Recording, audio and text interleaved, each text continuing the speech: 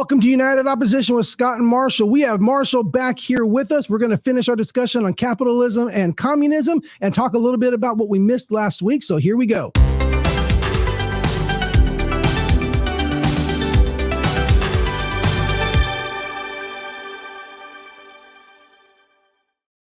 Well, welcome back, Marshall. So glad to have you with us today. And you can maybe tell us a little bit. Well, you don't have to tell us where you were or what you were doing or anything like that or anything, but we're just glad to have you back. Mike Harvey kind of stepped in. Did he do you right? Did he do you right? Yeah, it was a great episode. I enjoyed hearing what he had to say when you let him talk. He found what it's like to be you, huh? Yeah, about all 60 seconds of his input was great. He did a great job, and it was good to. So he got about 10 seconds more than you. Yeah, he did. He did.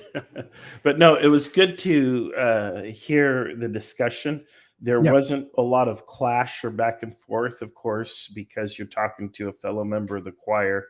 Yeah. But he did say a number of things that I thought were really cool.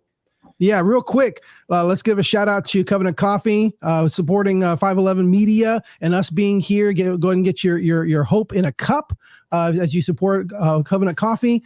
You're supporting emancipated foster youth who have been aged out of the program, and they support them. They help give them mentoring and the funding, and there's a place that they have for them to live as they transition from there. And every time you buy a cup of Covenant Coffee at two of their locations, you are supporting those youth, you're supporting those lives, and you're making a difference. So here's I bumped the mic. Here's my Covenant Coffee ASMR. Here we go.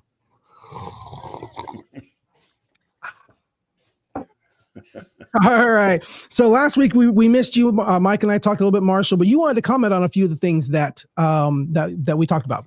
Yeah, I have a whole list here. It's in a book, okay. But no. we're going to talk about this in a little bit, that way we can kind of finish up that conversation, and then we're going to close out the conversation on capitalism and communism, like we promised. We're not forgetting you, listeners. We're delivering what we promised. Right on. So one of the things he pointed out that I thought was really cool was he mentioned how the CIA planted people in, and I'm looking at my notes here. Yeah. In the media, and that's actually a true story. See, I was like, that's totally conspiracy theory. Okay. No, they had reporters on the payroll that were, towing the party line, if you will, particularly during the Red Scares, like the 50s and stuff, was a time when they were doing that. Let's see. You talked about comedy, and you kind of dissed on comedy, but I did, yes. Comedy is actually really serious. And it's always been that way.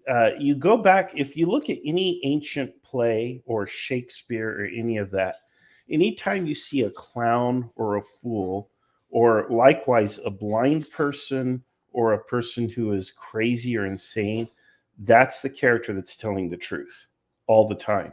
And there's a reason for that. You see, one of the purposes of humor is to speak truth to power, and say it in a way that doesn't make the person who holds the power, or the power of life and death over you, too uncomfortable or too scared.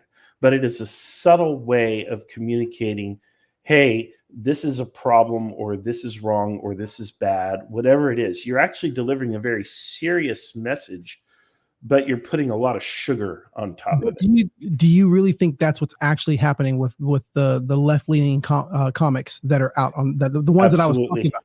That they're shilling for the left, and they're using straw man arguments and not presenting truth. They're presenting their view to their choir. They're just saying the things the choir is already going to agree with, just talking about the other side and not.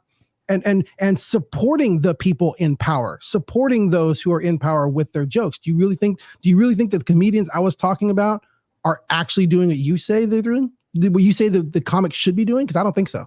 Yeah, I think they are. But like you've also pointed out in your discussion, they have to be entertaining.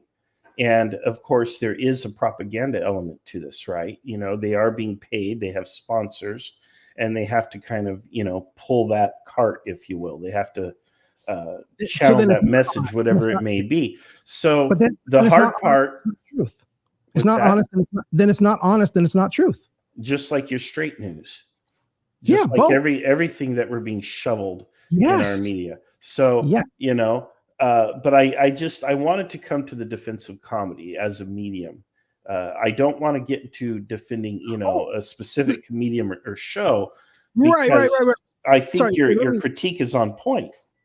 I was going to say, let me clarify. It's not that I'm against comedy. I'm against people using comedy to get their news. Well, yeah, in general, yeah. That was the problem. That was the main problem, that people were going to comics to get news. That's considered a viable source of news in this day and age with this generation. But I will say, you might as well be entertained if you're not going to get the news anyway. So I'll give you that. What other points you got? There was one other, I thought, but I think that's the big thing there. You guys had talked about Lord of the Rings, great program. I actually started watching The Chosen like yesterday or a day ago. From season 1? Yeah, just the first couple, 2 or 3 get past episodes the first couple of episodes. As a filmmaker, I wasn't real happy with. Like, it wasn't as good. Like, I'm like, it's a little not quite the quality. And then it took off, and I'm really a big fan of it now. I'm not a fan of most Christian media, but I'm really behind The Chosen, and season 4 just hit Amazon Prime, so we're gonna watch season 4. But yeah, so get past the first couple. Don't judge it by the first couple of them. Yeah, well, it doesn't hold a candle to my favorite Christian movie, God Is Not Dead, but I definitely identify with Kevin Sorbo, and I just terrified of getting hit by a car now, so I pretty much never cross the street by myself. Atheists are the bad guys. Yeah, but there you go. Yeah. All right. So anything else you want to add to the discussion? That's you commenting on what we brought up. Was there anything else you wanted to add as far as why, I expressed why I want to be part of the show and why I think we're in agreement on why we want to do this show. But is there anything you wanted to add to that discussion? Yeah. And actually, I think I texted you about that. Let me go back to my notes here. And I think the question is, how finding a healthy mix of viewpoints. Yeah. Let's see here. We should talk about how we find a healthy mix of viewpoints in our friend circles, our social networks, and our media consumption, because I think that's really hard, but I also think it's important and it's healthy to do. It's just like eating your vegetables, right? Everybody just wants to have cake, but you're not gonna be healthy if all you do is eat cake, although I might argue. But so really, maybe you have to have a mix. You saying that, it takes us back to the comedy part again, because I'm like, I'll eat my vegetables as long as you put enough butter and seasoning on them. Right. There you go. But well, and again, that's what comedy does, is it makes uncomfortable truths palatable and even humorous. But then, it plants a seed, and ideally it plants a seed, and ideas grow. But how do we diversify? Like, why are you and I even friends? Why are we talking or communicating? And especially, why did we do so during all those years when I had nothing but, I don't want to say contempt or disdain. I don't want to use such a hard word, but skepticism, I think, might be the right word for your core beliefs, your core ideas.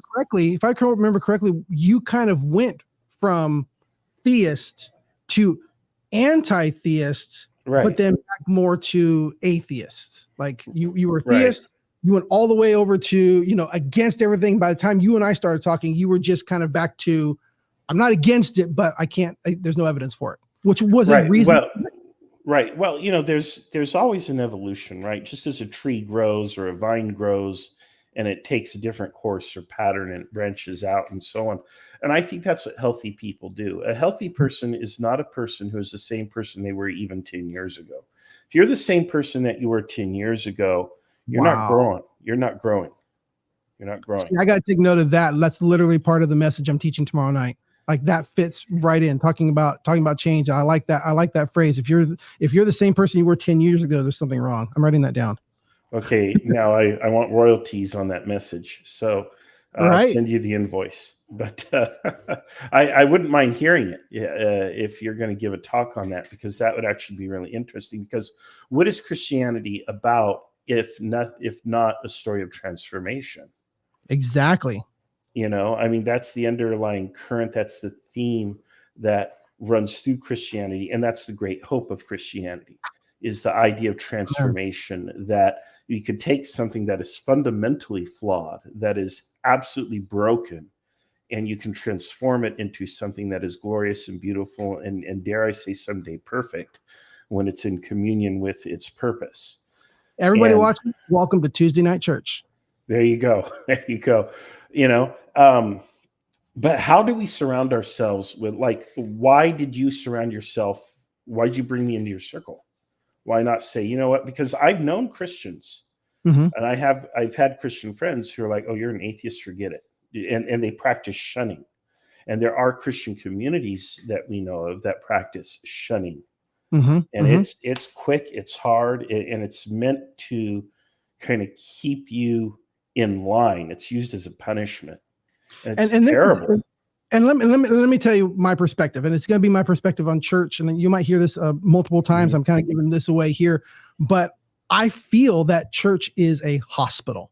And I think I've expressed this to you before and mentioned that. And so as part of that belief, we should be open for anybody to come in. I should be open to, I shouldn't shun anyone. I shouldn't, anybody who needs help is coming into a hospital. That's why churches used to have steeples, so that anywhere in the city you could see where the church was, so you could go there. Like that's the building to go to. That's where you go, and there's a steeple with a cross on the top that you could see above everything else. And that's where you should go. And I think the church should be that. The church should be where anybody knows, if I'm at rock bottom, if I don't know what to do, I can always go to the church.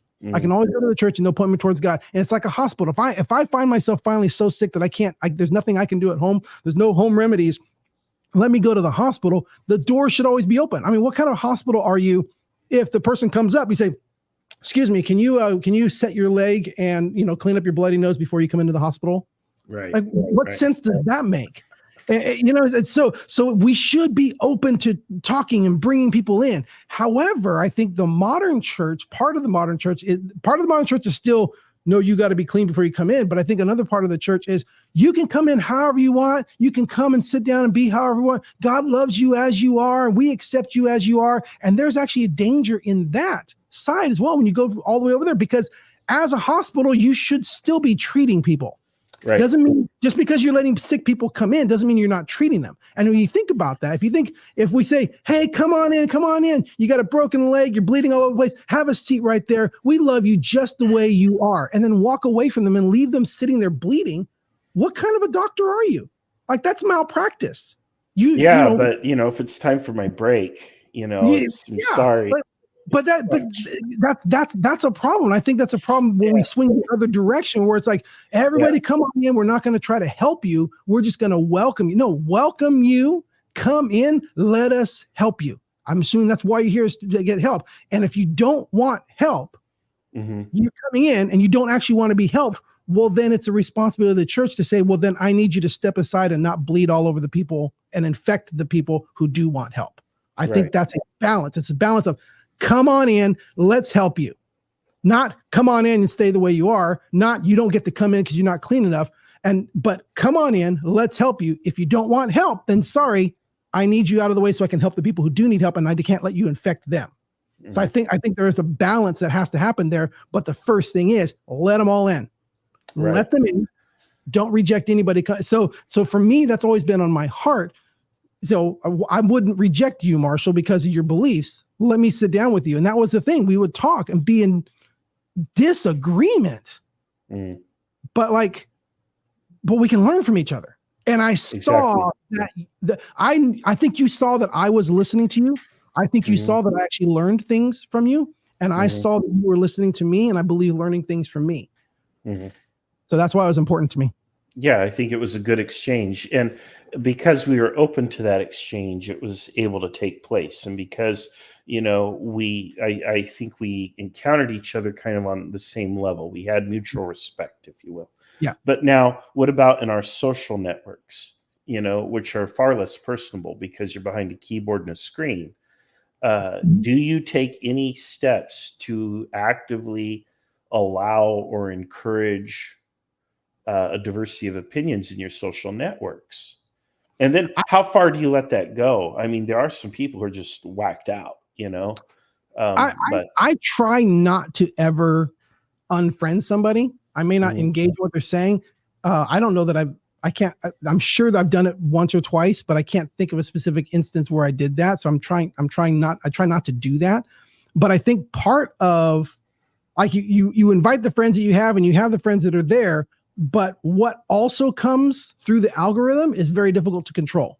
And how to choose things and watch things. You kind of have to almost go out of your way to try to seek things out so that your algorithm is filled with multiple. Otherwise, it's just going to pump what you think you believe, and it's just going to reinforce and only show those things. It's social media wants you in an echo chamber. Right. Social media wants you to just go into what you believe and just soak yourself in it. And they want to feed you so they can sell all the advertising to you.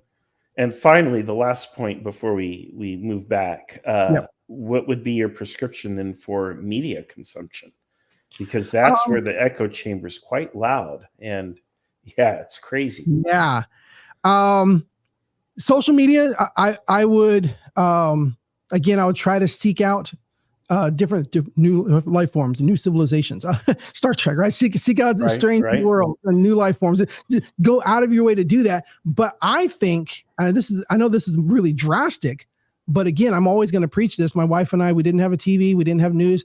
Just turn the news off. You can find out some things. You can search it. I'm not up on the news. Like, I can still, when I want to, see what's going on.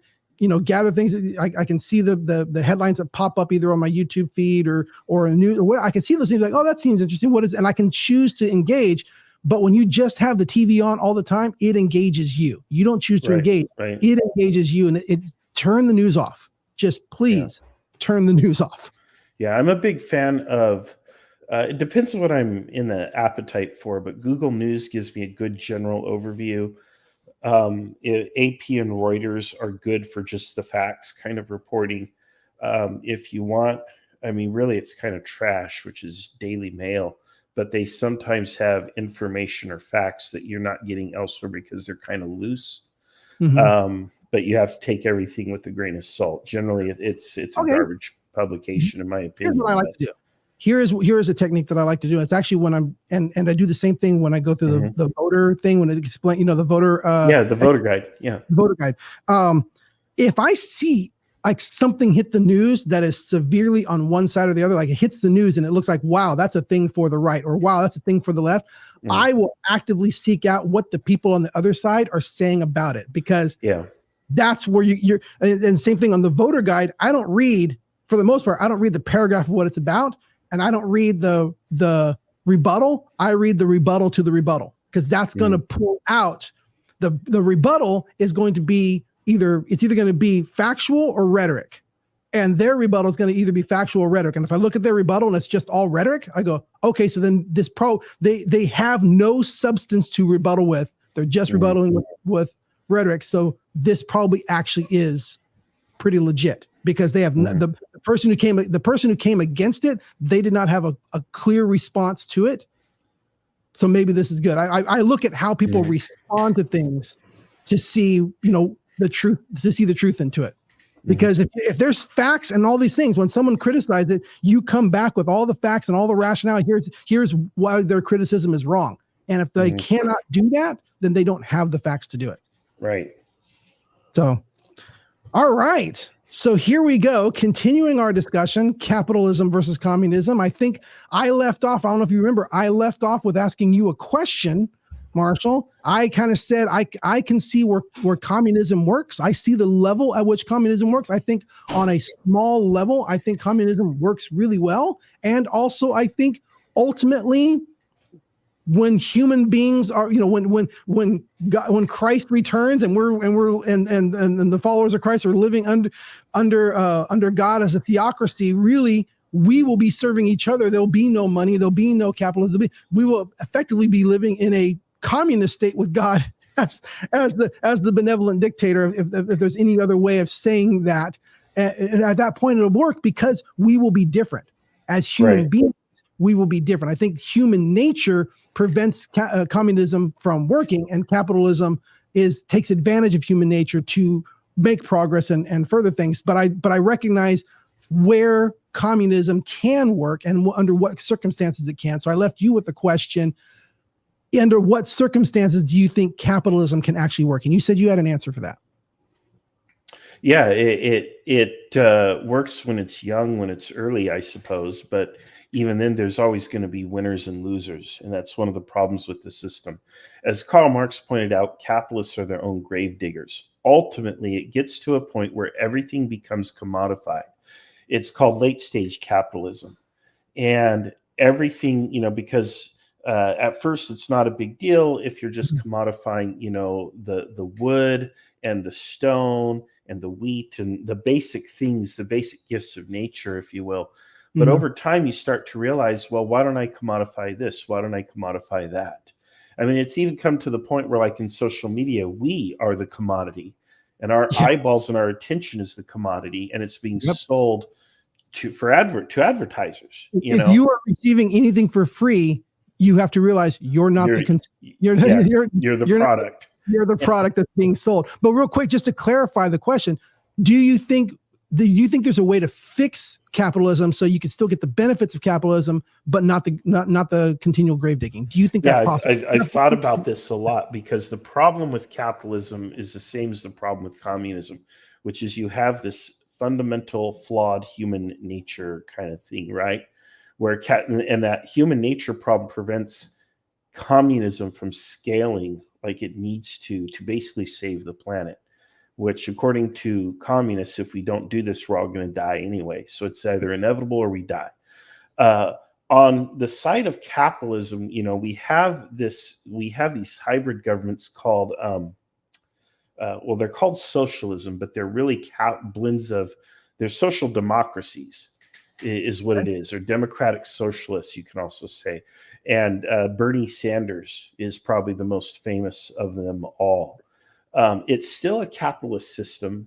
The model of this is in Scandinavia, but it's a capitalist system with high tax rates, particularly on the people who earn the most. In fact, if you're like in a country, and I think it's like Sweden or whatever, if you get a traffic ticket, the amount of your fine is based on how rich you are. So, in the United States, if I'm a billionaire, I can drive however I please, because what's $100 or $200 or $1,000 fine to me? It's basically legal for rich people, as some people will say.